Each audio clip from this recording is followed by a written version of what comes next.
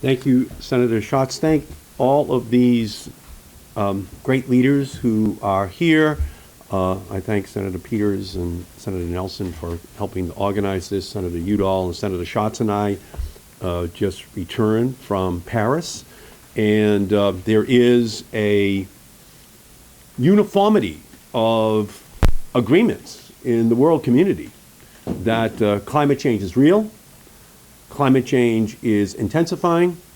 The intensification is being caused by human activity, and that the world has an imperative to reduce greenhouse gases.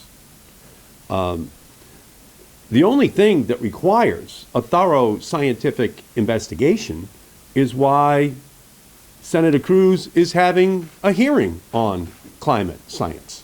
That needs an investigation, because this is no longer a debate across the entire planet.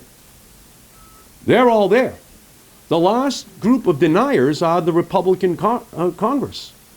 The last subcult of deniers are the Republicans on the Senate Commerce Committee. And moreover, it's not just that there is a consensus globally and that the Republicans are out of step here in Washington. It's that when they have a hearing, they have 4 deniers as witnesses and 1 that we're allowed to have testify who believes in the science.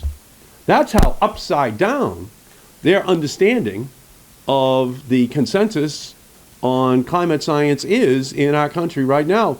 And even as they take this science denial position, the American Petroleum Institute and the Koch brothers are trying to lift the ban on the exportation of American oil that the Brookings Institute says could lead to upwards of 3.5 million barrels of oil per day being drilled for by the year 2025, with a carbon footprint of approximately 140 new coal-burning plants being constructed in the United States of America.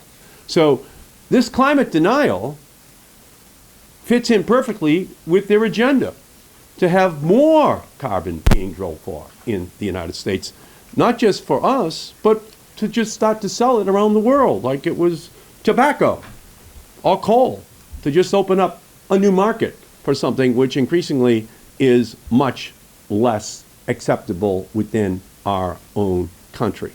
And meanwhile, the Koch brothers are saying no permanent extension of wind and solar tax breaks. So what they're doing right now is using a hearing like this to cover up the agenda of the American Petroleum Institute, of ExxonMobil, of the Koch brothers, to expand drilling in our country and to limit dramatically the tax breaks for wind and solar. And so that's really the context of this final week and why we're having this hearing.